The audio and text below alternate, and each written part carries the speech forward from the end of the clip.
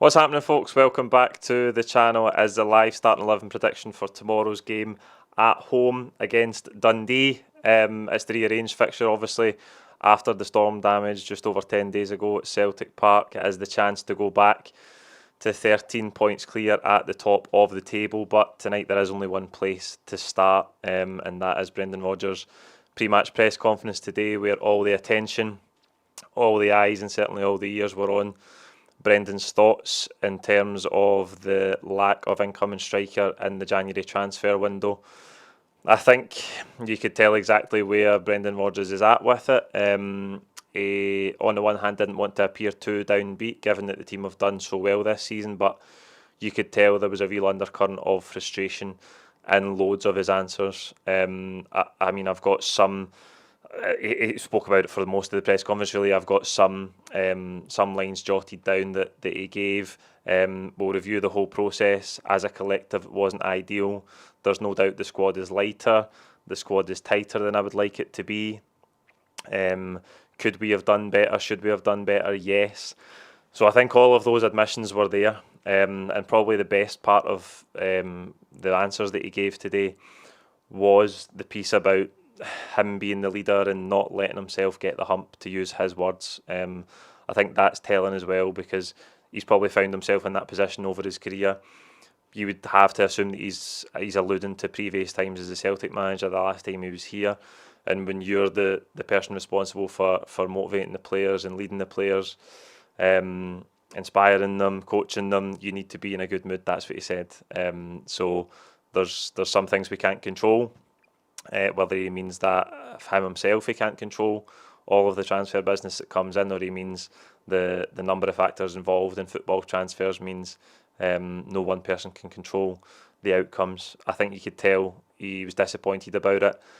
I don't think he was too downbeat, but you can definitely tell he's really frustrated by it. So I think it's clear that he wanted another striker. You can understand why he wanted another striker. He was asked again today about Dyson Maeda.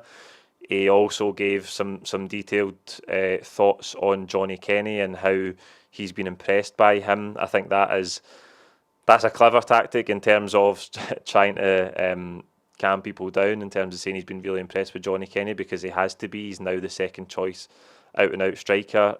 He gave a detailed answer about Dyson and his ability to play through the middle, and how even some of his penetrative runs and his pressing runs through the middle were much higher than Kyogo from a stats perspective. So I think he likes that Dyson can play there, but you can tell he's reluctant to say, yes, that is a solution. He used the phrase, if required. And again, if you go back last week in the press conference, he also said Dyson can play there, but we still want to bring in another striker. So he's clearly not happy about that, and you can understand why. But having said that, he's keen to not to derail anything and not to put a cloud over. Again, to use his words, not to put a cloud over anything the team have done this season. I think, coming back to it, again, adding on to what I said last night in the live stream, the deadline day live stream, we're going to have times this season, in the remainder of this season, we're going to have times where we look at a game and think, it's not happening for Ida today, and we need something to change it up. We need somebody different.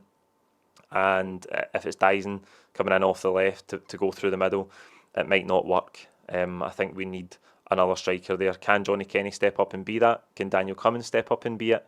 That's to be seen. I think it's far too early to sort of nail your colours to the mast on that. I don't think either of those players have had enough time to really judge them properly and to really count them as first team players.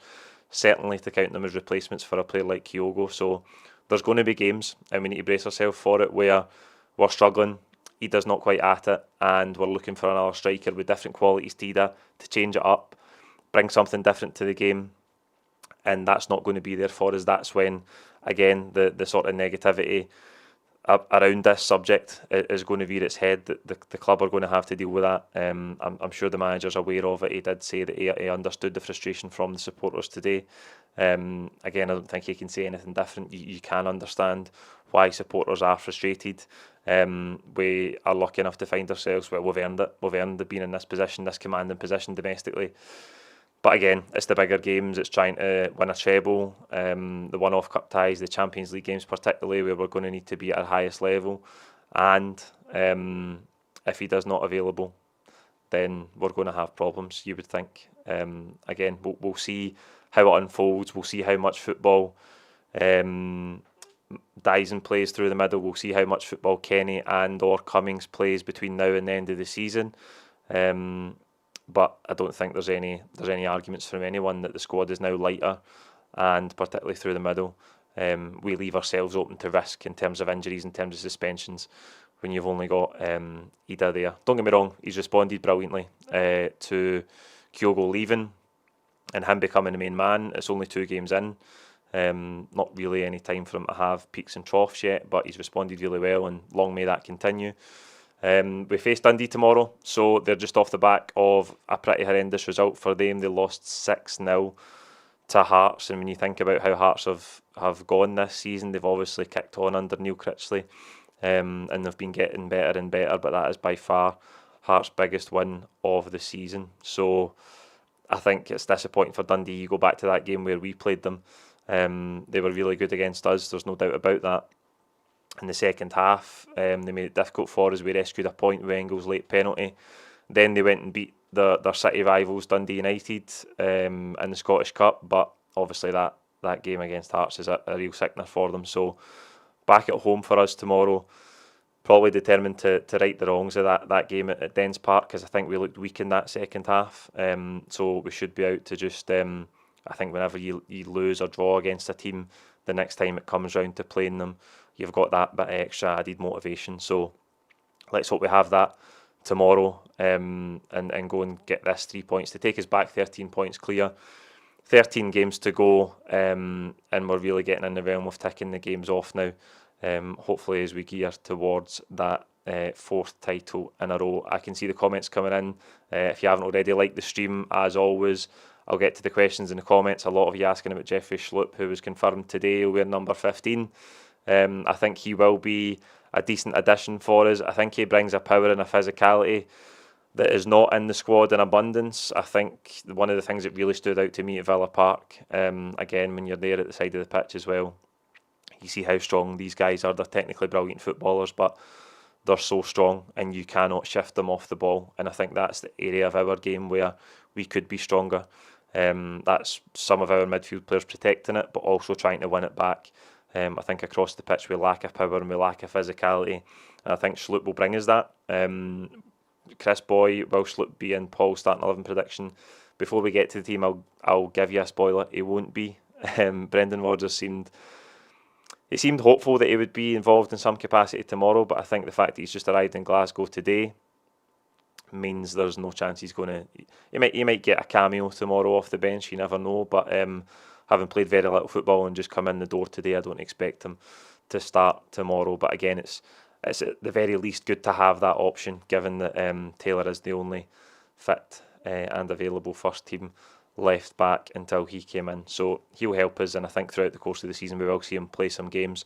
Maybe similar numbers to Valle in terms of the 19-20 games that he played in the first half of the season.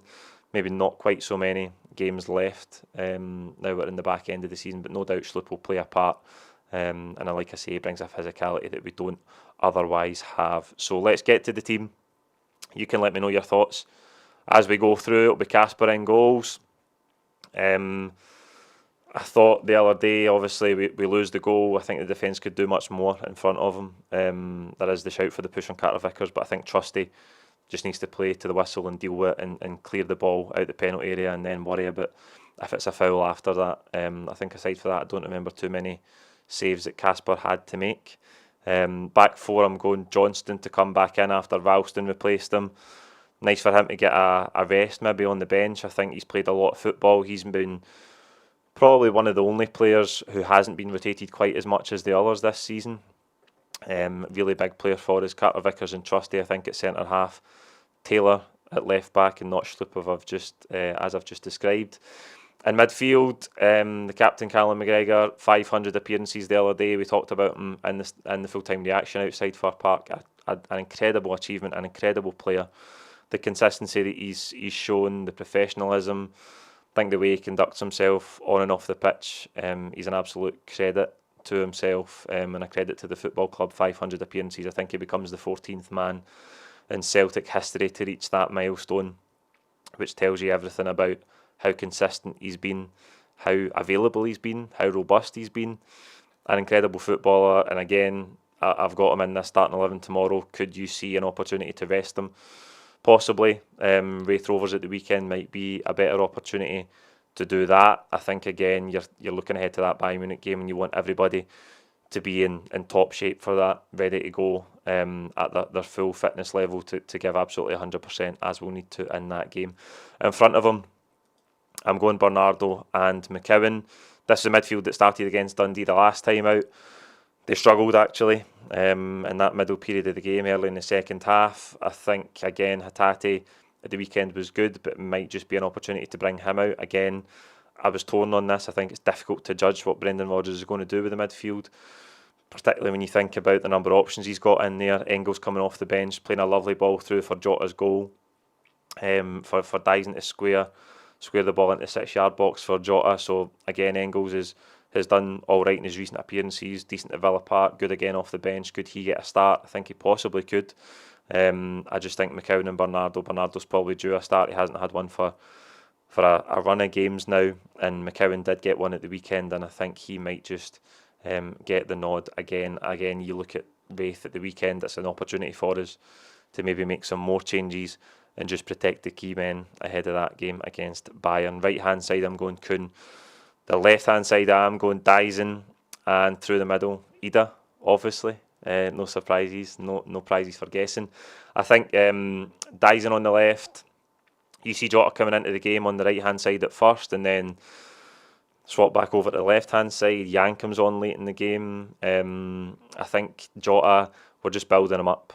I think we want to get another 20-25 minutes into Jota's legs tomorrow, and then possibly a start for him against Wraith at the weekend, because he's obviously going to have to start that Bayern game, and he's going to have to be as fit as he possibly can be, as sharp as he possibly can be, to put in the work he's going to have to over the course of that game against Bayern Munich, both defensively and offensively. You could tell, again, a brilliant ability to go at defenders, eliminate them, get by them. He can put a cross in, he can shoot. That's the thing again when you look at Yang coming on the pitch.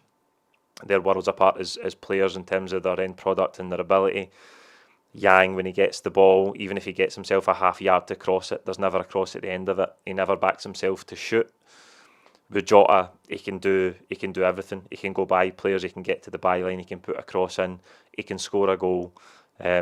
He's a totally different level of player, and I think maybe the only thing after he had a couple of runs at the weekend, didn't he? That one where he took out 2 or 3 players with his dribbling ability, and then I think after that you could just see he was maybe a wee bit tired because he doesn't have that match sharpness just yet.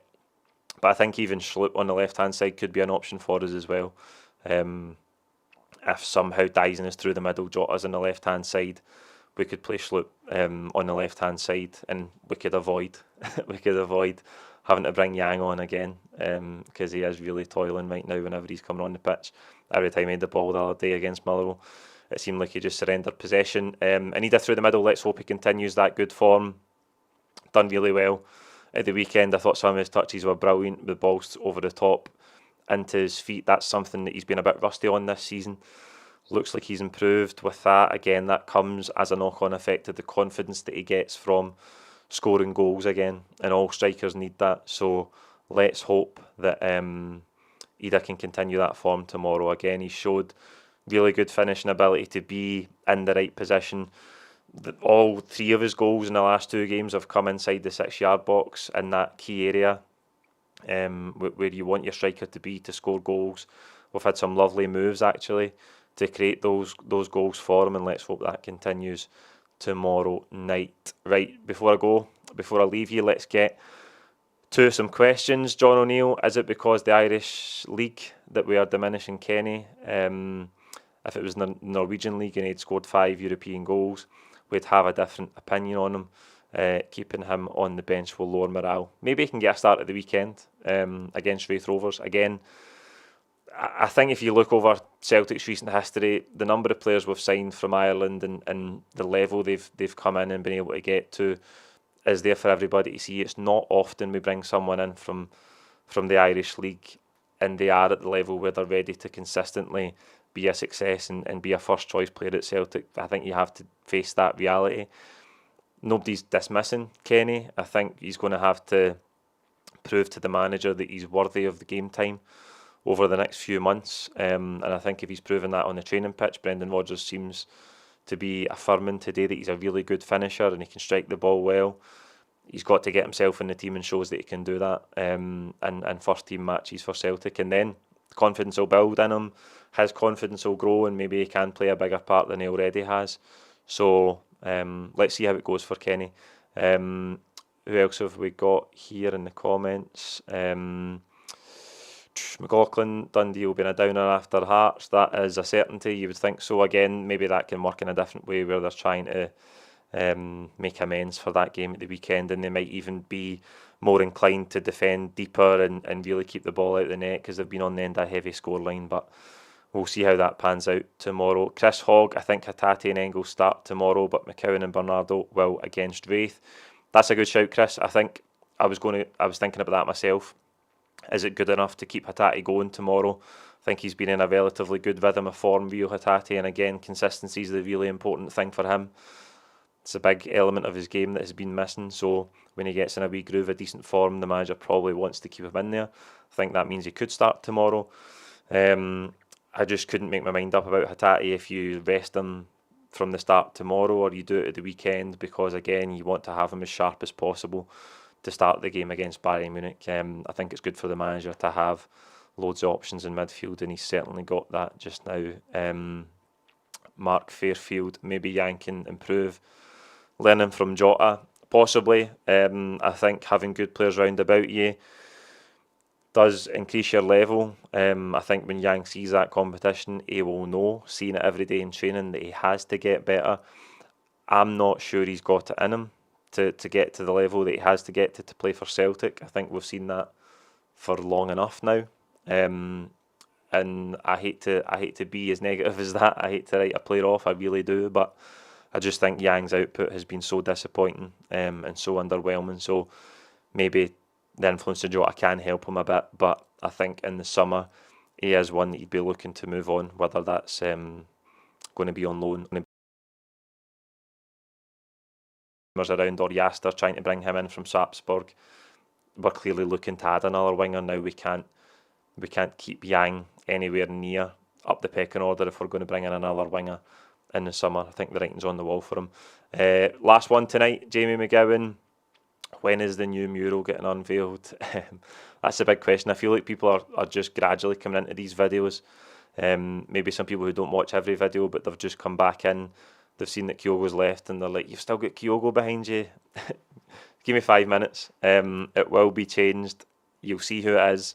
I think I've made my decision, but we're making some other changes to the studio as well. So I'll try and concoct a situation where they all get revealed together and you can see a bit of a different backdrop behind me. But that's it for tonight. Thank you for joining us on this live. Again, like the video, like the stream, and I'll see you tomorrow with the full-time reaction with the boys outside the stadium after the game, wherever you're watching the game tomorrow. Enjoy it, and we will see you then. Cheers.